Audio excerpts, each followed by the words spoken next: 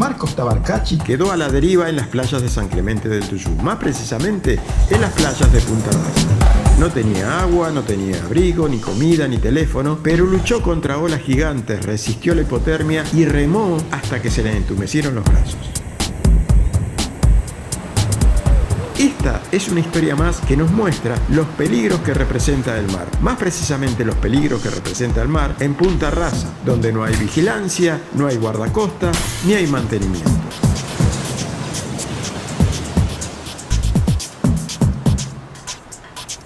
Hola a todos, mi nombre es Quique Díaz y esto es San Clemente del Tuyú. Historias.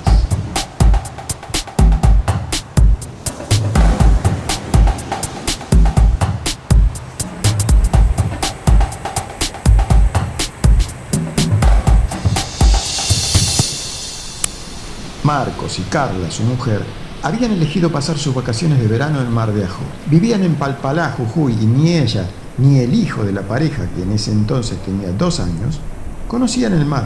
Parecía un plan perfecto. Marcos amaba la pesca y nunca antes había tenido tanto mar a su disposición ni tan cerca.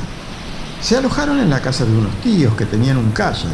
Marcos Tabarcachi tenía experiencia en la pesca, pero nunca antes se había subido un kayak. Ese domingo 11 de febrero del 2018, le insistió a su mujer para ir a pescar a Punta Rasa en San Clemente del Tuyú.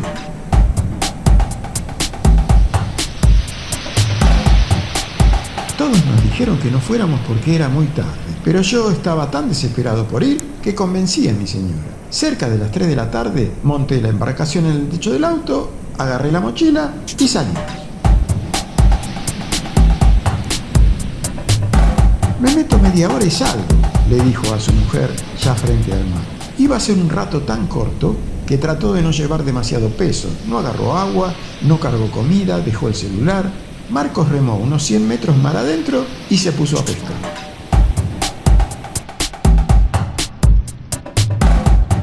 En un momento me di vuelta y vi que me había alejado mucho. Había sudestada, yo no lo sabía, y el viento empezó a llevarme para adentro. Empecé a tratar de remar para volver, pero era imposible. El mar me estaba tragando. Marcos trataba de remar hacia la orilla, pero la punta del kayak se giraba hacia adentro y las olas enormes lo embestían de frente. Todavía veía gente en la costa, aunque cada uno estaba en la suya. Y nadie se daba cuenta de que no podía volver. Cuando empezó a atardecer, ahí me empecé a poner muy nervioso. No sabía nada del mar y cada vez veía menos.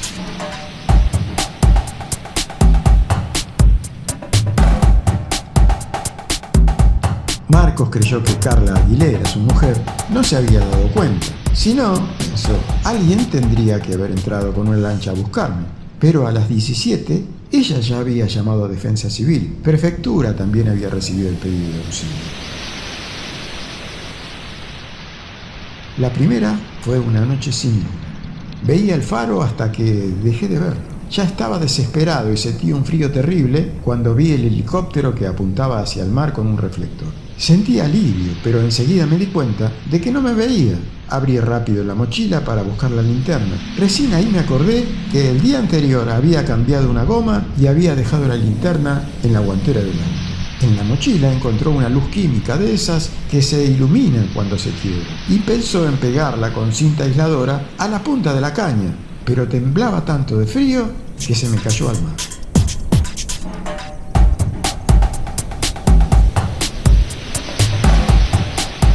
Logró agarrarla, pero cuando pudo pegarla y elevar la caña, el helicóptero ya se había ido. Lo vi dando vueltas durante 1 hora más o menos, pero lejos de donde yo estaba. Lo que siguió fue la peor noche de su vida. Pensé que me moría, las olas eran gigantes y el viento muy fuerte. Luché toda la noche para no caerme del kayak porque tenía un chaleco salvavidas, pero roto, sin cierre, que no flotaba. Obviamente no dormí. Nunca sentí un frío así. Me estaba congelando, tenía las manos tan duras que creí que si las abría me iba a fracturar los dedos.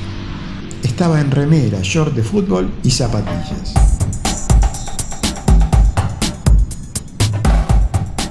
Empapado se abrazó las rodillas. Tenía 28 años y era policía. Había estado en situaciones límite, pero nunca aún así. Sabía de supervivencia, pero en tierra, y lo único que pudo aplicar fueron las reglas universales: calmarse para pensar con claridad y tratar de mantenerse vivo hasta que alguien lo encuentre. Su esposa, médica, sufría en la orilla. No hacía falta que nadie le explicara que, si su marido seguía vivo, la hipotermia podía terminar con la esperanza.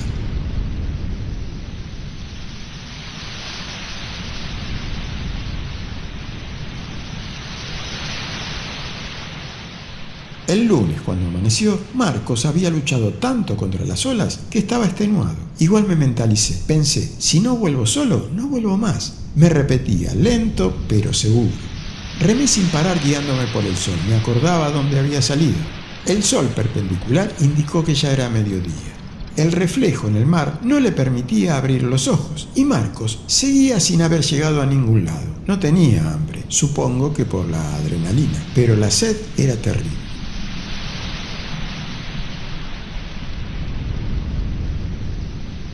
Ese mediodía vivió lo que hoy recuerda como el momento más crítico. Me agarró una ola de costado y volé. No me dio tiempo de nada. El kayak quedó dando vueltas, la mochila desapareció y yo con ese salvavidas inútil en medio del mar.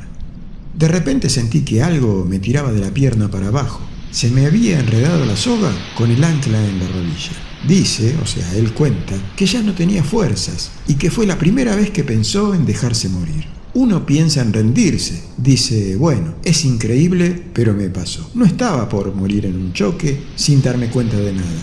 Estaba asistiendo a su propia muerte, pero fue un segundo. Después pensé, no puedo ser tan desgraciado para dejar a mi mujer y a mi hijo solo.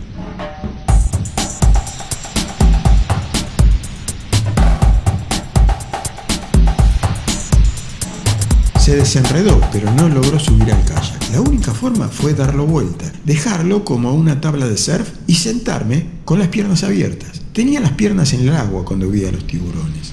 No sé nada de tiburones, pero debe haber sido una familia porque iban 2 grandes adelante y 3 más chicos atrás. Y aunque estaba contando el momento más dramático, esta parte le da risa. Dijo, me quedé quieto con el remo en la mano como para pegarle en la cabeza si se me acercaba. Marcos, que siempre había creído que debía existir un Dios o un poder superior, pero nunca había creído en sus representantes, hizo un pedido silencioso. Le pedí a Dios que le dijera a mi señora que no dejara de buscarme. Mucho tiempo después le contó aquel pedido a Carla, sacaron cuentas y resulta que ese mismo día, cuando ella logró dormitar, soñó que Marcos le decía, estoy vivo.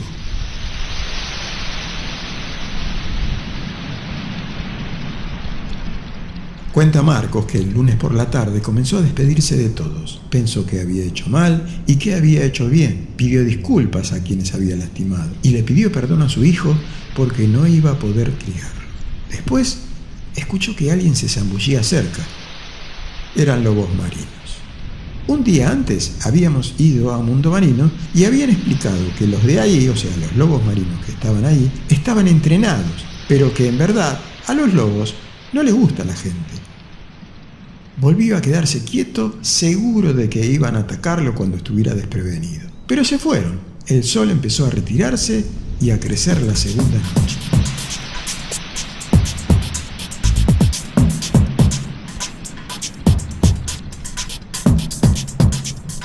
En eso vi una lucecita blanca a lo lejos. Sentí mucha emoción y mucha adrenalina. Había una luz finita que iluminaba todo, como en los cuadros que pintan en la peatonal. Después empecé a ver pares de luces e imaginé que era una fiesta con autos en la playa. Pensaba en salir y comprar una gaseosa. La sed me estaba matando. Remó con el viento a favor hasta que se le acalambraron las piernas. Los brazos y las manos se le entumecieron. Como las flores que se cierran de noche, las manos se volvieron puños. Intentó 1000 veces. No pudo seguir remando. Pasó la segunda noche despierto y el martes, apenas amaneció, se quedó dormido por primera vez. Me acuerdo perfecto. Soñé que había yuyos en el mar y se abría un camino, que venía un hombre parado en un bote empujándolo con un palo. Era pelado y tenía ropas viejas. El bote estaba lleno de chatarra. Era como un ciruja del mar. Me decía por dónde ir y me daba agua. Al toque me desperté. Una ola me tiró del kayak.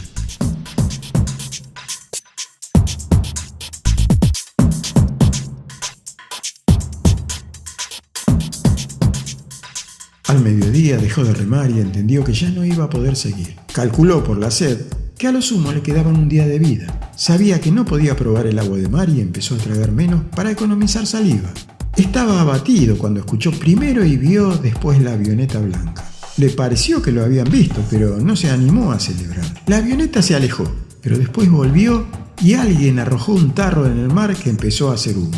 20 minutos después, Marcos subía a un barco de prefectura y se abrazaba con desconocidos. Fue un abrazo largo y silencioso. El jefe de prefectura le dijo: «Nadie que conozca el mar podía pensar que estabas vivo. Lo esperable era que hubieses muerto de hipotermia la primera noche». Alguien en el barco insistió: «Algo habrás hecho bien en la vida, muchacho. Nadie vuelve vivo de una noche en el mar». La noticia de que lo habían encontrado vivo llegó a los medios más importantes del país.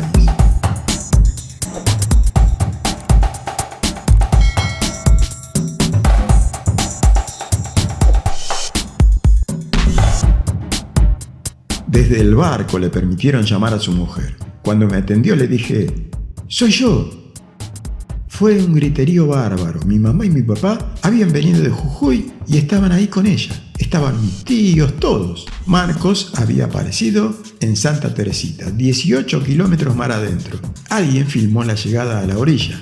Lo traen en un gomón envuelto en una frazada. La gente aplaude. Hasta un perro se mete al mar a darle la bienvenida.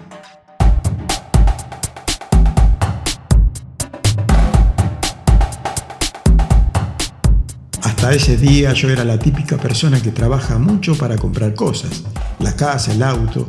Recién cuando vi la cara de alegría de mi hijo o cuando mi mamá me dio un beso, me di cuenta de que nada de lo otro tenía valor. Tenía todo y no me había dado cuenta. Marcos se repuso rápidamente a la deshidratación y quiso volver a Jujuy. Tenía miedo de que fuera un sueño, despertarme y seguir en el mar. Allá, en Jujuy, lo recibieron con una fiesta y un pasacalles que decía: «Bienvenido, Marcos. Tu fortaleza, fe y valentía te trajeron de regreso a casa».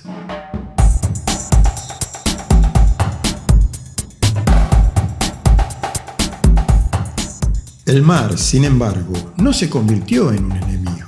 4 meses después, con la ayuda de un médico que conocieron en medio del drama, se mudaron a Mar de Ajó.